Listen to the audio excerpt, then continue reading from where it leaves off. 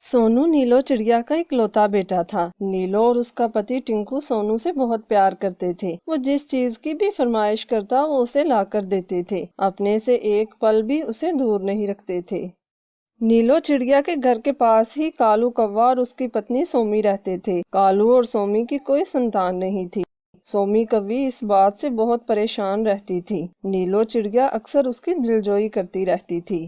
सोमी बहन, तुम दिल मत छोटा करो। भगवान ने चाहा तो एक न एक दिन वो तुम्हारी भी जरूर सुनेगा। तब तक ये सोनू है ना, तुम इसे भी अपना बेटा ही समझो। हाँ नीलो बहन, ये बात तो है। सोमी का पति कालू नीलो और टिंकू से हसद करता था। वो किसी को भी खुश नहीं देख सकता था। सोमी ने उसे कई बार समझाया लेकिन वो बाज नहीं आया। कालू ने कई बार सोमी को नीलो से दूर रहने को कहा। क्या मसला है तुम्हें नीलो दीदी से? और टिंकू भाई तो इतने अच्छे हैं, और नीलो बहन ने भी कभी मुझे सोनू से प्यार करने को मना नहीं किया। तुम तो हो ही अकल की अंधी, सब ड्रामा करते हैं ये दोनों। कालू का उठना बैठना उल्लुओं की तरफ भी था। बिरजू और कालू एक दूसरे के दोस्त थे। बिरजू और कालू हमेशा दूसरों के खिलाफ साजिशें करते रहते थे। सारे पक्षी इन दोनों से काफी तंग थे। कुछ ही अरसे बाद नीलो के घर सोनू की छोटी बहन भी आ गई। माता पिता अब सोनू से हटकर मोनू की तरफ तवज्जो देने लगे। सोनू बेटा, आज से तुम अपने पिता के साथ भोजन लेने जाना। तुम्हारी बहन मोनू अभी बहुत छोटी है। मैं इसे अकेला छोड़कर नहीं जा सकती, इसलिए तुम्हें ही आज से जाना होगा। सोनू पहले ही छोटी के आने से बहुत परेशान था। वो नदी किनारे उदास खड़ा था, तभी वहां पर कालू और बिरजू आ जाते हैं। क्या बात है सोनू बेटा, तुम यहाँ अकेले क्यों खड़े हो? कुछ नहीं कालू चाचा, मैं वैसे ही आया था। तुम्हारी माँ पिता तुम्हारे साथ नहीं आए? जी, वो मोनू के पास हैं। ये तो होना ही था।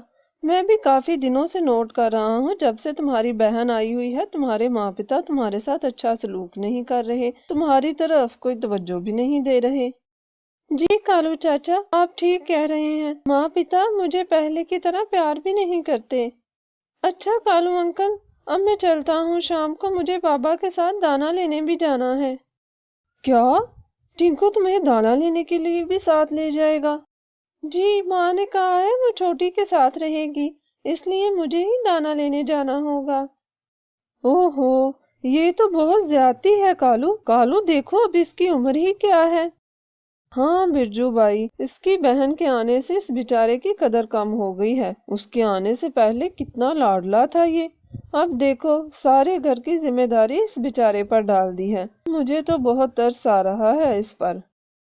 सोनू उनकी बातों से और भी दुखी हो गया। वो वहां से चला जाता है। शाम को जब वो दाना लेकर घर आता है तो कोई भी उसकी तरफ तवज्जो नहीं देता। टिंकू भी मोनी के साथ लग जाता है। देखो, मैं अपनी लाडली गुड़िया के लिए क्या लेकर आया हूँ। चावल लेकर आया हूँ, तुम्हें काफी पसंद है ना? सोनू ये सब देखकर और नाराज होकर सो जाता है। सुबह होते ही वो कालू और बिरजू के पास जाता है। कालू चाचा, माता पिता तो मुझसे बिल्कुल भी प्यार नहीं कर रहे। उनको मैं नजर ही नहीं आ रहा। वो सारा प्यार मोनी से करते हैं। मैं बहुत परेशान हूँ, आप ही कुछ बताइए मैं क्या करूँ। ये सब तुम्हारी छोटी बहन की वजह से हो रहा है। तुम उसे कहीं छोड़ आओ, इससे तुम्हारे माता पिता फिर तुमसे प्यार करने लग जाएंगे। लेकिन मैं कहाँ छोड़ कर आऊँ उसे? माँ तो इसे अकेला छोड़ती ही नहीं, और मैं भी कोई जगह नहीं जानता। यहाँ तक तो लाना तुम्हारा काम है, इससे आगे हम जाने और हमारा काम। हम उसे कहीं भी ठिकाने लगाएंगे।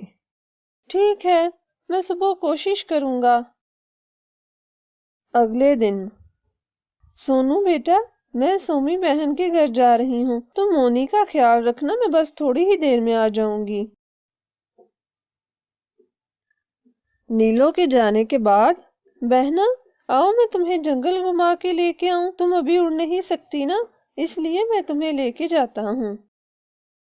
इसके बाद वो उसे कालू और बिरजू के पास ले जाता है। अच्छा कालू अंकल, मैं अब चलता हूँ। माँ आने ही वाली होगी। मैं उससे कह दूंगा कि मोनी को चील उठा के ले गई है। अरे अरे, तुम कहाँ चल दिए? बेवकूफ समझते हो? तुम भी यहीं रहोगे अपनी बहना के पास। लेकिन मैंने क्या किया है? तुमने तो कुछ नहीं किया, लेकिन तेरे माता पिता मुझे बहुत जहर लगते हैं। सारी खुशियां छीन कर रहूंगा मैं उनसे। अगर तुम चले गए तो वो तो फिर भी खुश रहेंगे। मिठू ये सब कुछ देख रहा था। वो जल्दी से जाकर नीलू और टिंकू को सारी बात बताता है। सोमी भी उनके साथ चल पड़ती है। सोनू को अब अपनी गलती का एहसास हो रहा था। अच्छा नहीं किया कालू चाचा आपने। माँ, माँ ये देखो कालू अंकल मुझे कहाँ ले आए हैं। माँ मुझे माफ कर दो। ये कालू अंकल बहुत गंदे हैं, इन्होंने मुझे वर्गलाया है। कालू, तुम्हें बिल्कुल भी शर्म नहीं आती? तुम्हारी इन्हीं हरकतों की वजह से भगवान ने हमें अभी तक कोई संतान नहीं दी। कालू और बिरजू काफी शर्मिंदा होते हैं सबके सामने। वो सबसे माफी मांगते हैं। सब उन्हें सुधरने का एक मौका दे देते हैं।